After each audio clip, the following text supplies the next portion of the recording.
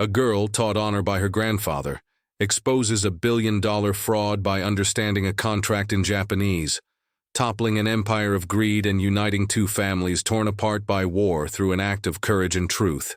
Have you ever noticed how silence in certain places feels heavier than words?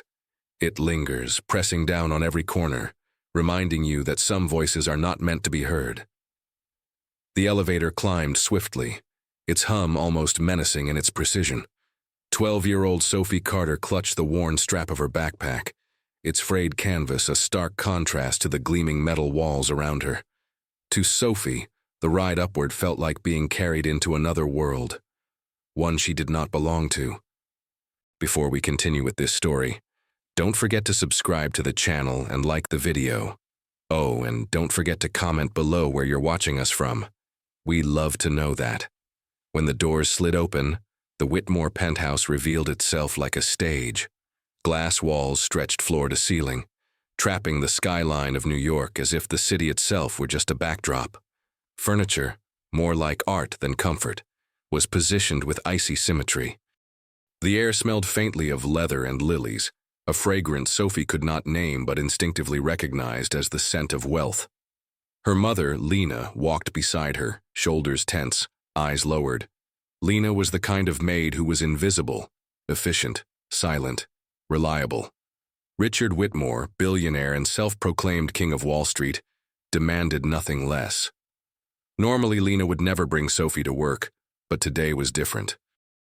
Richard had summoned the staff urgently on a Sunday afternoon for a private meeting with Japanese investors.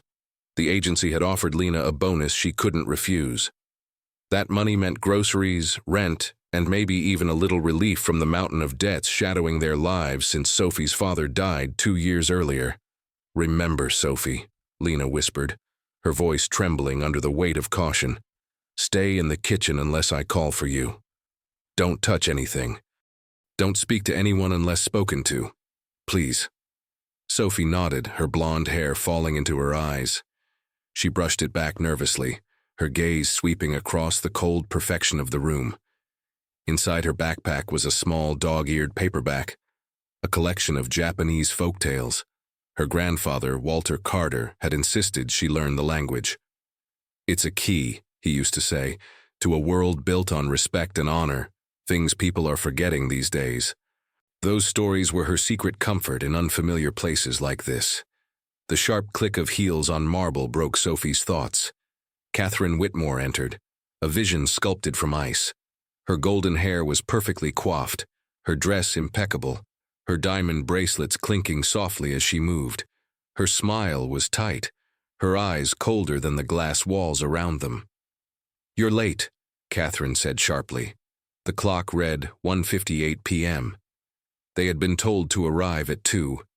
"My apologies, Mrs. Whitmore," Lena replied, lowering her head. The bus was delayed. Catherine waved a dismissive hand. "Excuses, everything must be perfect. The investors will be here any moment." Her eyes landed on Sophie, narrowing with disapproval. "I wasn't aware you would be bringing a child. The agency said it would be fine for a few hours. She won't be any trouble," Lena assured her quickly. "She's very quiet." "See that she is," Catherine replied, already turning away. "You'll handle the serving. Do not let a glass go empty, do not spill, do not exist." Sophie swallowed hard, following her mother into the sprawling kitchen, a space larger than their entire apartment. As they passed the living room, a young man lounged on a leather sofa, scrolling lazily through his phone.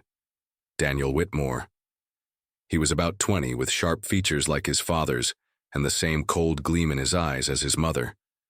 He looked up, smirked. "Mom, you hired a babysitter too? What's in the bag, kid? Crayons?" Sophie flushed, gripping her backpack tighter. A chuckle escaped his lips, following her into the kitchen like a cruel shadow. Lena set down a tray of polished glasses and exhaled shakily. "Just ignore them," she murmured. "We do our work, we get paid, and we go home." She handed Sophie the tray. "Help me place these on the side table, then come right back." Sophie obeyed carefully, placing the glasses with trembling hands. The living room buzzed with preparations. Richard Whitmore emerged, a towering man in a dark suit stretched across broad shoulders. He barked orders into his phone, his voice sharp and domineering. The atmosphere thickened with expectation. The chime of the doorbell silenced the room. Richard's scowl shifted into a broad, artificial smile as he strode toward the entrance. "Mr. Nakamura, welcome," he boomed. An older Japanese gentleman entered, flanked by two younger aides and an interpreter. Mr. Hiroshi Nakamura was small in stature, but carried himself with quiet dignity. His movements were precise, his face calm, unreadable. He bowed slightly, a gesture of respect that contrasted sharply with Richard's overbearing presence. Introductions were made, champagne poured, conversations begun, stilted, polite, and layered with unspoken tension.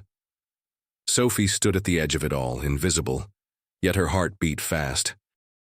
Something in the air whispered that this gathering would not end as planned, and she, though small and unseen, was about to change everything. What shapes a child's courage? Is it the voice of a parent, soft and steady in the dark?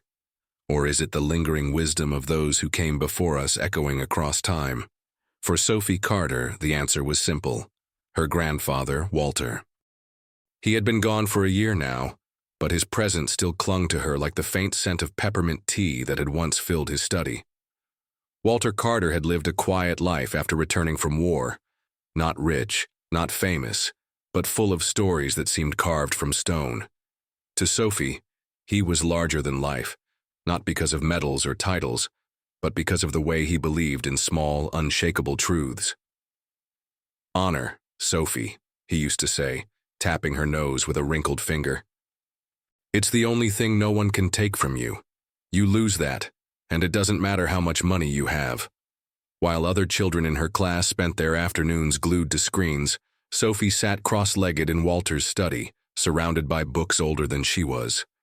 He taught her Japanese with flashcards, his raspy voice patient as he repeated each character until she could draw it by heart.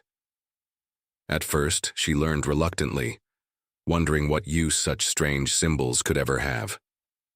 But her grandfather insisted, "One day this will matter. Languages aren't just words, they're keys. They open doors to understanding hearts you might otherwise never know." Sometimes he would tell her stories from his youth, tales of hardship during the war, but always softened with kindness. He never spoke of enemies, only of people. Soldiers, yes, but also sons, fathers, and students who had been caught in something too big for any of them to stop. Her favorite nights were when he read aloud from his collection of Japanese folk tales, stories of fox spirits and moon princesses, of fishermen who pulled treasures from the sea, and warriors who chose honor over life itself. His voice would tremble sometimes, not from weakness but from the emotion that lived in those stories. Sophie would fall asleep with those words echoing in her dreams, where honor always triumphed, even if the hero did not. Now standing in the glittering prison of the Whitmore penthouse, Sophie felt the memory of those lessons settle into her chest. She could almost hear Walter's voice urging her to be brave, though bravery was the last thing she felt. Lena, her mother, moved through the kitchen with silent efficiency. She had worked for families like the Whitmores her entire adult life, wealthy people who never looked her in the eye, who considered her little more than furniture that could move and clean. Yet she endured for Sophie's sake. Once, long ago, Lena had dreamed of being a teacher. She had loved books, loved the idea of standing before a classroom filled with curious eyes. But life, as it often does, had carved a different path. The bills came too fast, her husband's death came too soon, and survival became the only lesson worth teaching. Still, Lena had tried to preserve small pieces of that dream for Sophie. Every night after work, no matter how tired, she would sit with her daughter at their kitchen table and read. Poems, fairy tales, even science articles she barely understood. Anything that could spark Sophie's mind and remind her that knowledge was a kind of freedom no one could steal. It was Walter, though, who lit the flame in Sophie's heart. He saw something in her, a spark of determination, a curiosity deeper than her years. He fanned it with stories, discipline, and an unwavering belief that truth was worth any cost. And now, here she was, 12 years old, her sneakers squeaking against a marble floor polished to perfection, her backpack heavy with the very book Walter had given her. She had promised her mother she would remain invisible, but deep down, Sophie knew something else. Invisibility was not her destiny. In the living room, voices rose and fell like waves. Richard Whitmore boomed with confidence, speaking of profits and power, his words spilling into the air like smoke. Catherine floated among the guests, her smile stretched thin, pointing out their expensive art collection with pride that dripped arrogance. Daniel smirked from his corner, tossing careless comments like pebbles meant to sting. And then there was Mr. Nakamura. Sophie had never seen anyone quite like him. He did not fill the room with noise or presence the way Richard did, yet somehow he commanded more respect. His quiet bow, the way his eyes noticed details others missed, it reminded her of the characters in her grandfather's stories. Men who spoke little but carried centuries of wisdom in their silence. Sophie lingered in the doorway, her tray of empty glasses trembling in her hands. The conversations blurred into background noise. Her mind pulled back to Walter's voice once more. Truth is a heavy thing to carry, Sophie girl, but regret is heavier. She did not yet know what truth she might be asked to carry, but she felt it coming, like the stillness before a storm, like the pause before a story's turning point. And when that moment arrived, she would remember every lesson whispered in her grandfather's study, every echo of the past. Storms rarely announce themselves with thunder at the beginning. They creep in quietly, disguised as small gusts of wind, as clouds that seem harmless at first. But Sophie Carter, standing at the edge of the Whitmore penthouse, felt the air shift, tense, heavy, waiting. The investors had arrived. The meeting was beginning. Richard Whitmore stood tall, his tailored suit stretched across broad shoulders, his booming laugh filling every corner of the glass-walled room. To the untrained eye, he looked like a man in complete control, the master of the stage. But Sophie noticed the strain at the edges of his smile, the way his fingers twitched against the contract folder resting on the coffee table. Catherine Whitmore glided through the room, her diamond bracelets catching the light as she gestured toward the paintings on the walls. "This is a Harrington," she said to one of the Japanese aides, her voice dripping with pride. "Worth more than your car, perhaps even your house." Her words were sugar-coated with arrogance, each syllable meant to impress or to belittle. The aide bowed politely, his expression unreadable. Sophie's stomach twisted. She knew that look. It was the same one her mother wore at work, the mask of silence when insult was the only meal served. Daniel Whitmore lounged on the sofa, a glass of champagne in his hand, though he was barely old enough to drink. He leaned toward one of the guests, clapping him on the back a little too hard. "So," Daniel said loudly, his grin careless, "ready to make some real money with us?" The interpreter hesitated, translating with visible discomfort. Sophie wanted to sink into the walls, to vanish into her mother's kitchen refuge. Yet something kept her rooted. Perhaps it was the way Mr. Hiroshi Nakamura moved, calm, deliberate, dignified. He spoke softly, his words measured, his gaze steady. Even without understanding all of the Japanese phrases, Sophie sensed the weight of his presence. He was not dazzled by wealth or threatened by arrogance. Her mother slipped quietly around the room, balancing trays of crystal glasses with practiced grace. Sophie's eyes caught her for just a moment. Lena's smile was polite, but her jaw was tense. She looked smaller in this vast place, a servant in a world that thrived on reminding her of her place. Sophie's chest ached at the sight. It was then that she noticed the contract. It lay open on the coffee table, thick and heavy, pages filled with dense paragraphs in both English and Japanese. Richard glanced at it often, his eyes darting toward Mr. Nakamura as though urging him to sign quickly, before questions could surface. Sophie wasn't supposed to look at it. She knew that, but her eyes betrayed her. The black characters on the Japanese page pulled at her, familiar shapes her grandfather had drilled into her memory, until they felt like second nature. Her tray wobbled in her hands. She forced her gaze away, heart pounding. Not now. "Don't be foolish," she told herself. Her mother's warnings rang in her ears. Stay quiet. Stay invisible. Richard's voice rose above the murmurs of conversation. Gentlemen, he declared, his tone swelling with false cheer, we've talked enough about numbers. This deal speaks for itself. It's the most profitable venture you'll ever undertake. Shall we sign and celebrate? He gestured grandly toward the contract. Catherine's smile widened, her eyes glittering like sharpened glass. Daniel smirked, raising his glass as though victory were already his. Sophie's pulse quickened. She looked again at the Japanese page. Just a glance. But even that was enough. Something was wrong. The words didn't match. Her throat tightened, her palms damp against the silver tray she clutched. She blinked, convinced she must have misread. But no, the characters were clear, undeniable. She could almost hear Walter's voice urging her. Never forget, Sophie. Words matter. Honor matters. Mr. Nakamura leaned forward, taking the fountain pen offered to him. His hand hovered over the signature line. The room seemed to hold its breath, the air sharp, almost electric. Sophie's heart raced. Her mother's eyes caught hers from across the room, wide, pleading, silently begging her not to move, not to speak. But storms don't wait for permission. They break when the pressure grows too heavy. And Sophie knew, deep in her bones, that the storm was about to begin. Some truths arrive quietly, like whispers carried on the wind.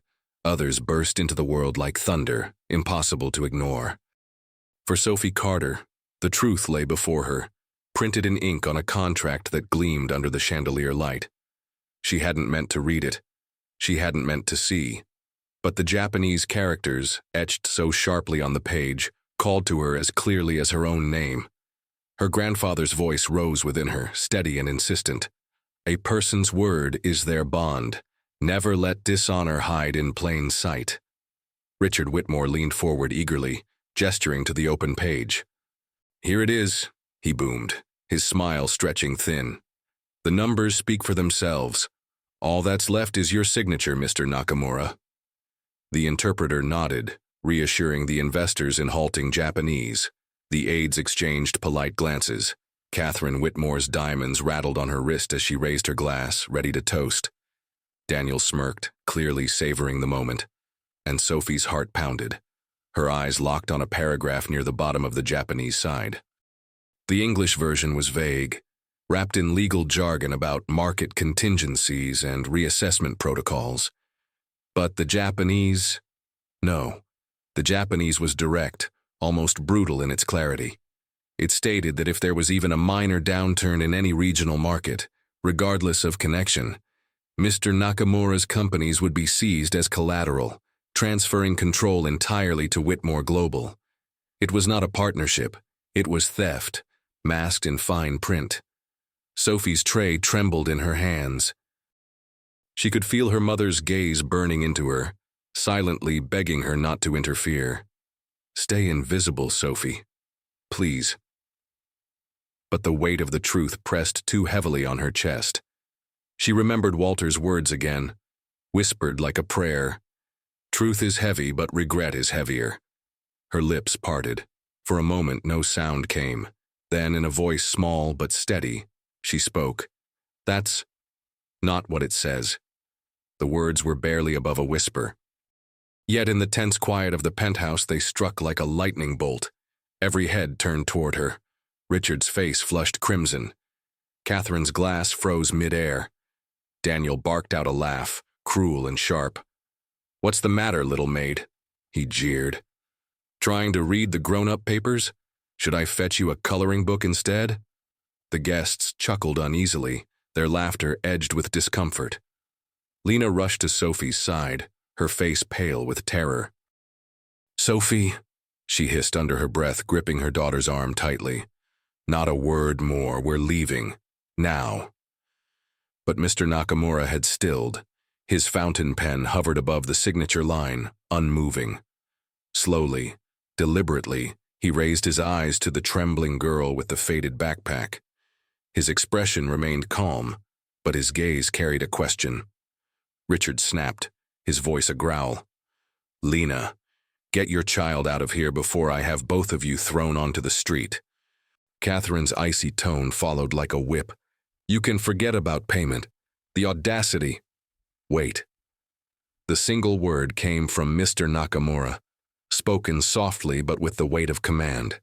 Instantly, the room fell silent. He looked directly at Sophie, bypassing everyone else. His voice in Japanese was calm, curious. What did you say, little one?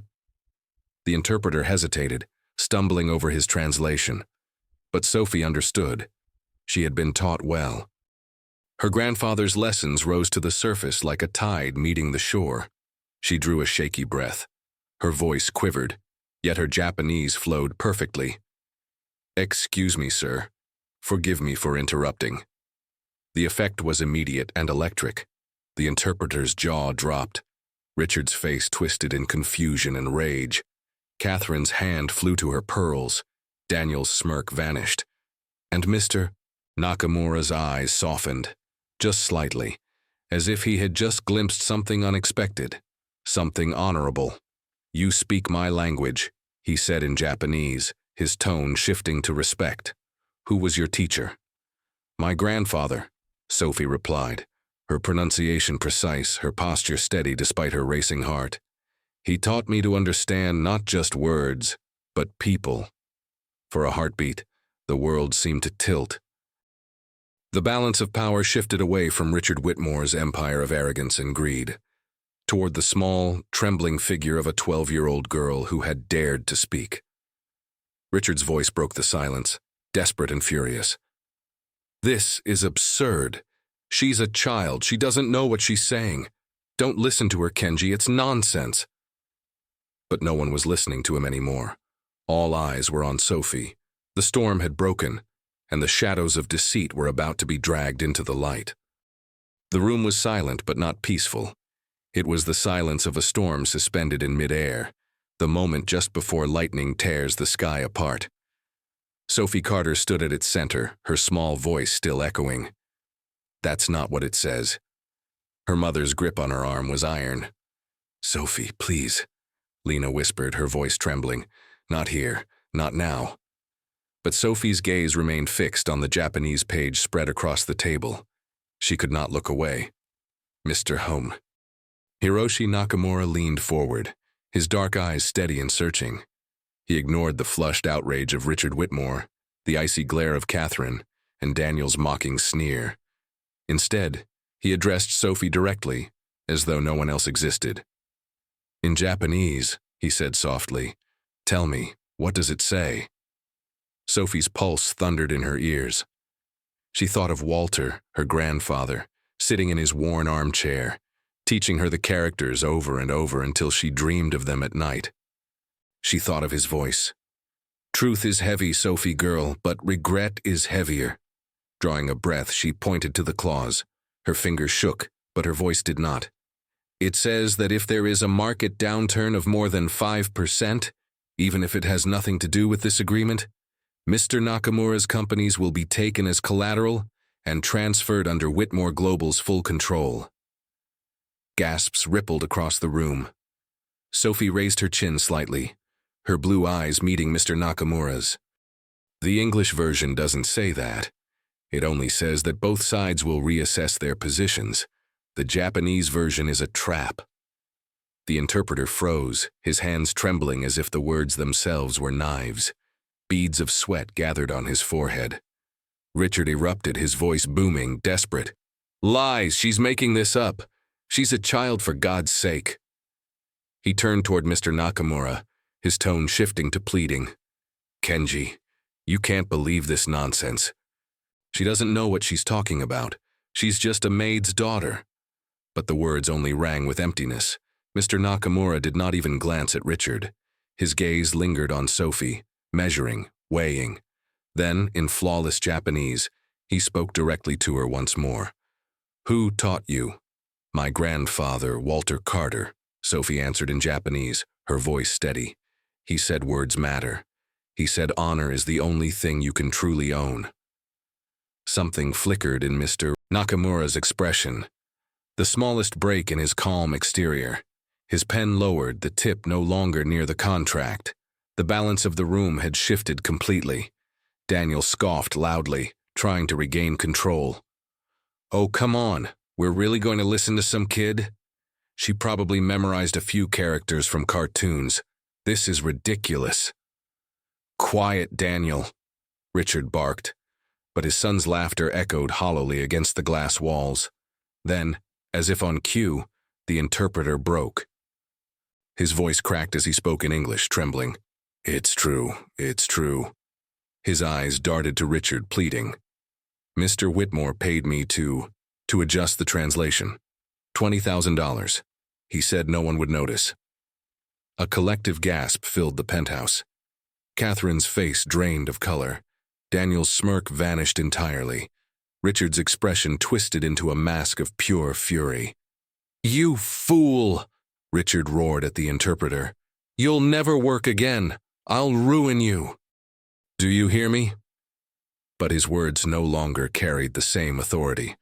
The room no longer belonged to him. Mr. Nakamura stood slowly, his presence commanding silence. His voice was quiet, but it cut deeper than any shout.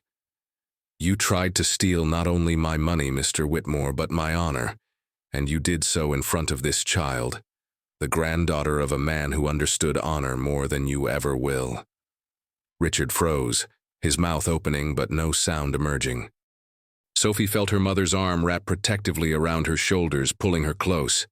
Lena's body still trembled, but her eyes shone with something Sophie had never seen before: pride. Mr. Nakamura gave a small, respectful bow towards Sophie. "You have courage, little one, and truth, two qualities rare in this world." The storm had broken. And in its center, it was not Richard Whitmore with all his wealth and power who stood tall, but Sophie Carter, the maid's daughter, who had dared to speak. Clashes do not always come with swords or guns. Sometimes they arrive in words, in truths that cut sharper than steel. And in the Whitmore penthouse that night, two worlds collided. One built on greed and deception, the other on courage and honor. Richard Whitmore's empire teetered like glass at the edge of a table. His face was blotchy with rage, his voice rising in a dangerous growl. "Enough of this nonsense," he bellowed. "She's a child, a child. I will not have my reputation destroyed by the lies of some maid's daughter." But the room no longer belonged to him.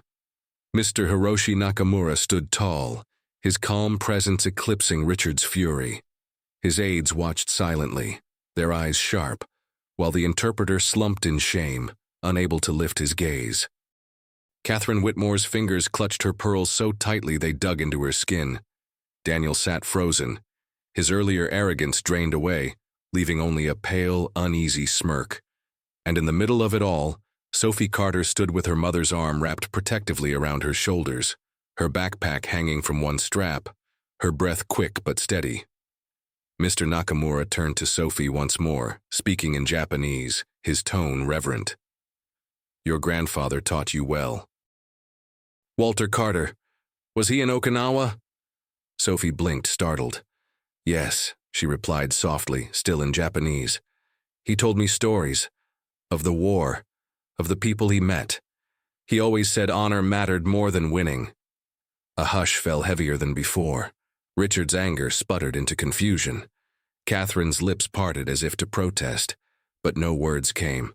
Nakamura's voice lowered, thick with emotion. "My grandfather, Satoshi Nakamura. He, too, was there. He once told me of an American soldier who saved his life when all hope was gone. That soldier's name, he said, was Carter." Lena gasped, her hand tightening on Sophie's. Sophie's chest swelled with both shock and recognition. Her grandfather's bedtime stories. About a wounded enemy soldier he refused to abandon. About sharing water and a piece of chocolate in the rubble of war. They had always sounded like fragments of a dream. But here was proof, standing in front of her in flesh and blood. Richard barked out a laugh, desperate to seize control. "What is this, ghost stories, coincidences? Don't tell me you're basing a $500 million deal on the bedtime tales of a child." Nakamura turned his head, his dark eyes narrowing. his calm now edged with steel. "No, Mr. Whitmore, I am basing my decision on truth, something you clearly know nothing about." Richard's face turned purple. He stepped forward, towering, his voice cracking with fury. "I'll ruin you," he shouted at Lena. "You and your brat. You'll never work in this city again.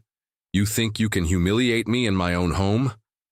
He raised a hand, his rage spilling over, his palm hovering in the air as if he might strike. Before he could move, one of Nakamura's aides stepped forward, placing himself between Richard and the Carters. The aide said nothing, but the quiet threat in his posture was enough. Richard faltered, stumbling back a step. Catherine hissed from across the room, her icy facade splintering. "Richard, stop! Do you want to end us completely?" Daniel muttered under his breath, his bravado gone. "This is insane." But no one heard them anymore. All eyes were locked on the strange circle of fate that had formed. Sophie, the granddaughter of Walter Carter, standing across from Hiroshi Nakamura, grandson of the man Walter had once saved. Two families connected not by wealth or power, but by a single act of honor in the middle of war. Nakamura straightened his suit, then bowed deeply to Sophie. "My family owes yours a debt that cannot be measured in money. You carry your grandfather's spirit within you." His voice grew firm, his words cutting the air with precision. "Mr. Whitmore, this deal is over, and soon, so is your empire." The penthouse erupted into chaos. Catherine shrieked, turning her anger on Richard. "You fool! You've ruined everything!" Daniel cursed under his breath, his hands shaking. The interpreter buried his face in his hands, whispering apologies. But Sophie did not move. She stood tall, her small frame steady as stone, as though her grandfather's hand rested gently on her shoulder. For the first time in her life, she was not invisible. For the first time, she was the voice that mattered. And though the Whitmores screamed and raged, Sophie knew. The truth had already won. Legacies are not written in money or marble. They are etched in choices, in the invisible threads that bind one generation to another. That truth now hovered in the Whitmore penthouse, fragile but undeniable, waiting to be spoken aloud. Mr. Hiroshi Nakamura stood still, his hands clasped before him. His calm gaze never wavered from Sophie Carter. Around them, the Whitmores unraveled. Catherine paced like a caged animal, her diamonds rattling. Daniel muttered curses under his breath, pale and shaken. Richard barked threats into the air, his bluster now ringing hollow. But Sophie heard none of it. Her eyes were fixed on Mr. Nakamura, her chest rising and falling with uneven breaths. She thought again of her grandfather's stories, a farmhouse in ruins, the sound of artillery, a wounded enemy soldier. She remembered Walter's voice, rough yet gentle. "We didn't need to understand each other's words, Sophie. Humanity was enough." "Walter Carter," Nakamura said softly, as though tasting the name. His voice carried reverence. "My grandfather spoke of him often.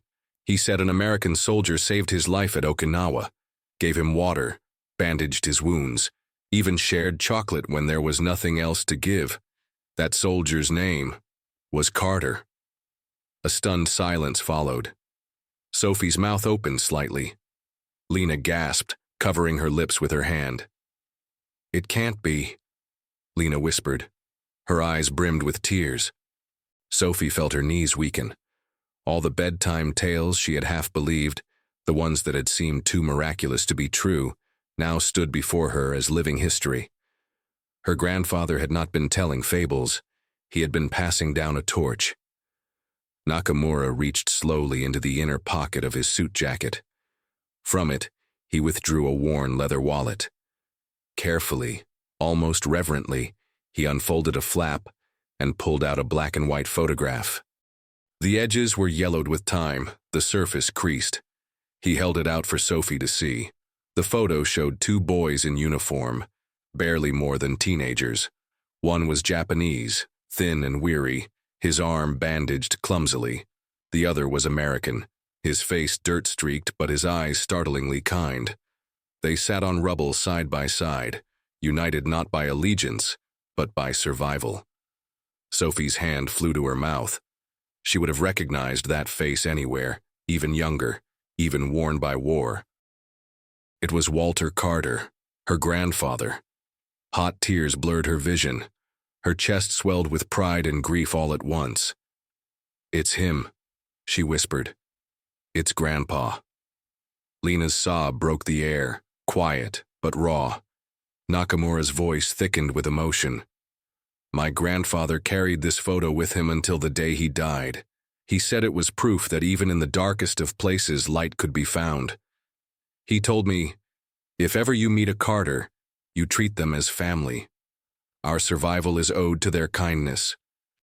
When he placed the photo gently back in his wallet and slipped it into his jacket close to his heart. Then he bowed deeply to Sophie and Lena, a bow so profound it silenced even Richard's furious outbursts. "You have honored his legacy tonight," Nakamura said. "With courage, with truth. Your grandfather would be proud." Richard's laugh cut through the quiet, bitter and mocking. "Oh, spare me this sentimental nonsense. So your grandfathers played nursemaid to each other during some war. What does that have to do with a billion-dollar contract? Are you really going to throw everything away because of the fairy tales of a child?" Nakamura turned to him, his calm expression hardening into steel.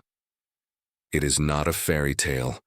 It is legacy, and legacy matters more than money." Richard's face darkened, but before he could speak, Catherine snapped, her composure gone. "You fool, Richard. Can't you see? They've already destroyed us." "This is over." Daniel slumped on the sofa, his arrogance crumbling into fear.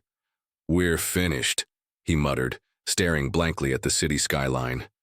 But Sophie hardly noticed them anymore. She stood in the glow of something much larger than herself. The photograph burned in her mind, more powerful than any contract, any skyscraper, any fortune. It was proof that her grandfather's lessons were not just words. They were real. They had crossed oceans and generations. She felt Walter's spirit in the room, steadying her, reminding her that truth and honor endure when all else falls away. And as she looked into Mr. Nakamura's eyes, she knew. This night was not only about exposing lies, it was about unveiling a legacy, one that stretched from the rubble of Okinawa to the glass walls of New York, carried forward now by her own voice. Empires do not collapse with the sound of an explosion. They crumble with whispers, confessions, and the quiet withdrawal of respect. That night, inside the Whitmore penthouse, Richard Whitmore's empire cracked apart, not with grandeur, but with shame. Mr. Hiroshi Nakamura's final words hung in the air like shards of glass. "This deal is over, and so is your honor." The silence that followed was unbearable. Then, chaos. Catherine Whitmore turned on her husband, her icy mask shattering into raw panic.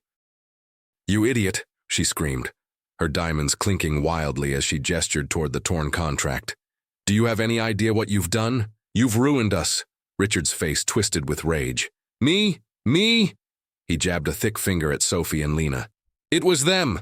That brat, that maid, they sabotaged everything." Sophie shrank slightly into her mother's side, but her eyes did not waver. She had spoken the truth, and the truth stood unshaken. Daniel, who had lounged with smug indifference only moments earlier, now sat rigid, his face pale. "This is insane," he muttered. "Dad, how could you let this happen?" Richard whirled on him.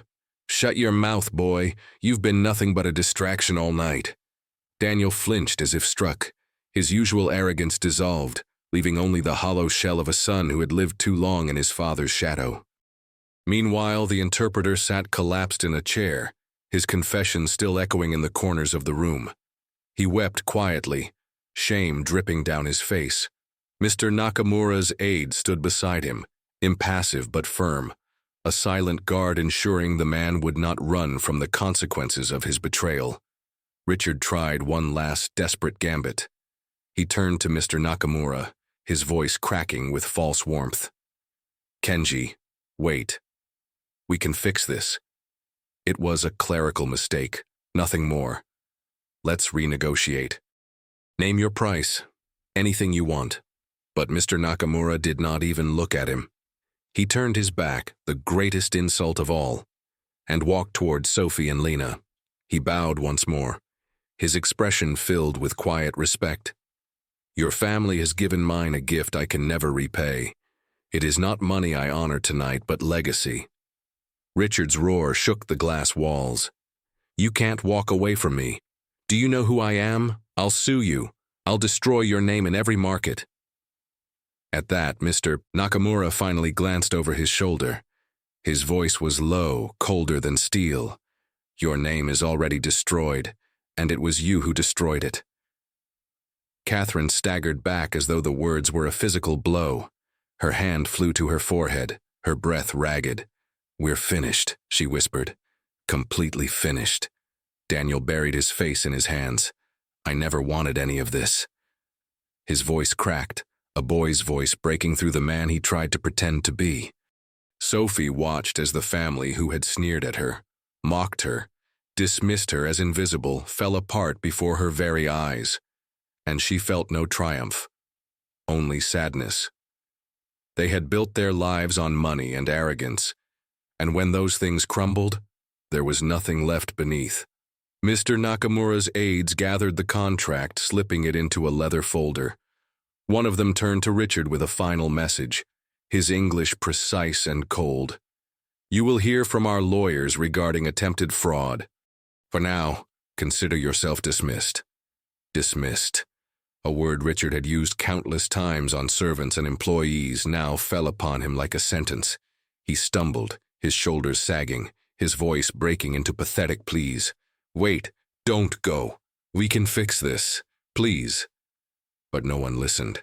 The investors filed out, silent as shadows. Catherine screamed after them, her voice shrill and desperate. Daniel sat paralyzed, staring into nothing. The interpreter sobbed.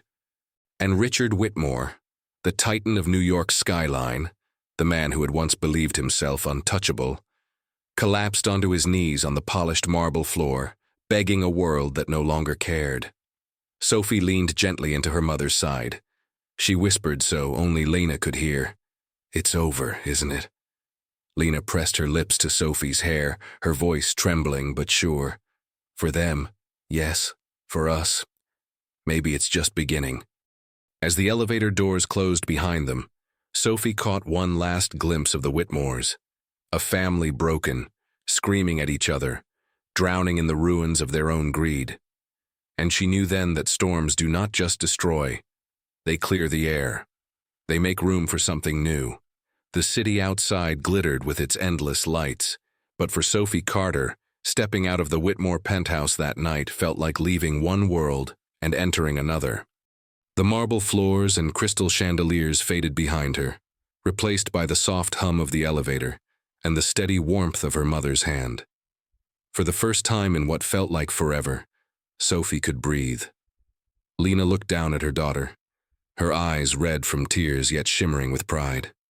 You were so brave, Sophie, she whispered. I was so afraid. But you spoke the truth. You saved us. Sophie shook her head, her voice small but certain. Grandpa saved us. His stories, they were real. She clutched the strap of her backpack tightly, as though Walter's lessons were sewn into the fabric itself. When the elevator doors opened, Mr. Hiroshi Nakamura was waiting in the lobby with his aides. He bowed deeply once more to Lena and Sophie, and his expression softened in a way that seemed almost paternal. I will not forget what happened tonight, he said gently. Your grandfather's courage lives in you, Sophie, and it is my honor to know you. Lena's voice trembled as she tried to find the words. Mr. Nakamura, we don't deserve. But he raised a hand, silencing her with quiet grace. Honor is not about deserving. It is about remembering. Your grandfather gave my family a gift. Tonight, you gave me the truth. That is more valuable than gold. Sophie's cheeks flushed. She bowed, just as her grandfather had taught her, the gesture small but sincere. Mr. Nakamura's lips curved into the faintest smile. Then he placed a card into Lena's hand. If you ever need help, call me. The Carters are family to the Nakamuras now. That is a promise. Lena's eyes filled again, though this time with gratitude rather than fear. She nodded, unable to speak. As the Nakamuras departed into the night, Sophie and her mother stepped into the cool air of the city. The skyscrapers towered above them, their windows glowing like constellations. Sophie tilted her head back, gazing at the stars faintly visible through the haze. For the first time, they didn't feel so far away. The days that followed brought change. News spread quickly of the Whitmores' downfall. Reports of fraud and deception filled the newspapers. Investors pulled away, lawsuits piled in, and the empire that once seemed unshakable collapsed brick by brick. Catherine retreated from the public eye, her jewels sold in desperation. Daniel fled the city, a shadow of the arrogant boy who had mocked Sophie. And Richard. Richard remained in the headlines only as a warning, a cautionary tale of greed unchecked. But for Sophie and Lena, life began to take on a new rhythm. Lena found work not in service to the wealthy, but in a small community library. It was modest pay, but it filled her with purpose. Surrounded by books, she rediscovered the dream she had once buried: to share knowledge, to ignite curiosity. Every day, children gathered around her as she read stories aloud, her voice gentle, her smile radiant. Sophie flourished too. No longer burdened by invisibility, she carried herself with quiet confidence. She kept her grandfather's lessons alive, practicing Japanese each evening, reading his old books until the words felt like old friends. One afternoon, as Lena shelved books at the library, Sophie sat at a corner table with her notebook open. She was writing, not homework, but her own story. A story of honor, of family, of courage. She wanted others to know that even the smallest voices could carry the heaviest truths. Her pen paused as she remembered her grandfather's words.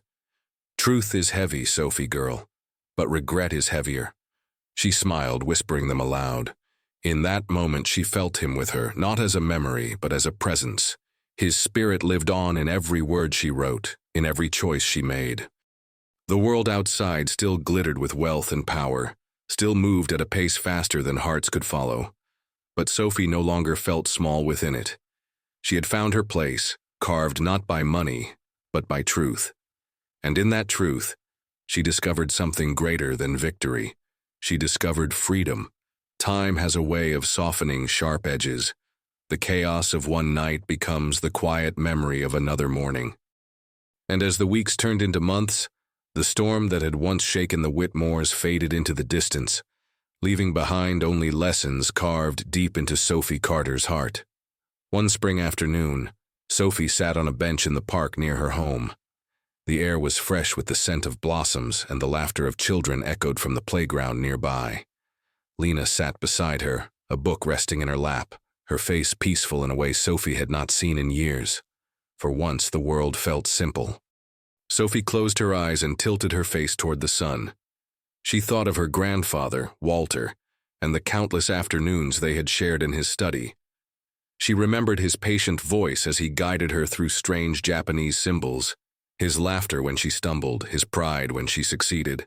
She remembered his stories, of battles fought, of kindnesses given, of honor carried like a shield. "Mom," Sophie said softly, opening her eyes, "do you think Grandpa knows about what happened with Mr. Nakamura?" Lena smiled faintly, her gaze drifting to the sky. "Yes, Sophie. I think he knows, and I think he's proud of you.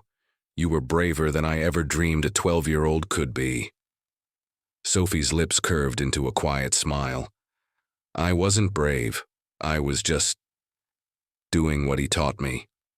"Bravery is just that," Lena replied. "Doing what's right, even when it's frightening." They sat in silence for a while, listening to the soft rustle of leaves. Sophie pulled her notebook from her backpack and flipped to a page she had been working on. It was filled with her careful handwriting, part English, part Japanese. She had begun writing her grandfather's stories down, not just for herself, but so others could know them too. "I want to write a book," she said suddenly, her eyes bright. "About Grandpa, about how he saved Mr. Nakamura's grandfather, about how honor connects people, even strangers. I think people need to hear that. Lena's eyes glistened. She reached over and brushed a lock of hair from Sophie's face. Then write it, sweetheart. Let the world hear his voice through yours. The wind carried the faint sound of church bells in the distance. Sophie thought of Mr. Nakamura, of the photograph he had shown her, of the promise he had made to treat her family as his own. Two families, once separated by oceans and war, now connected through an act of truth. And she realized something. Legacies were not about grand monuments or fortunes. They were about the small, quiet choices that ripple through time, touching lives we may never even know. Her grandfather had made one such choice on a battlefield decades ago. She had made one in a penthouse filled with lies. Both choices had changed everything. Sophie looked at the children playing, their laughter ringing through the park. She wondered what stories they would carry forward one day, what truths they would protect. She thought of the elderly faces she sometimes saw in the library where her mother now worked. Eyes filled with memories, voices rich with wisdom. She felt connected to them all, bound by the invisible thread of life's lessons. As the sun dipped lower, painting the sky in shades of gold and rose, Sophie leaned her head on her mother's shoulder. "Mom," she whispered, "do you ever feel like life is a story? Like we're all just characters and every choice is a chapter?" Lena kissed the top of her daughter's head. "Yes, Sophie, and yours is already a beautiful one." Sophie smiled, her heart full. She didn't know where her story would take her next. But she knew this. She carried the past with her, not as a burden, but as a lantern. And with it she would walk forward, into every tomorrow, into every choice, into every chapter still unwritten. Because honor is timeless. Because truth endures. Because even the smallest voices can echo across generations.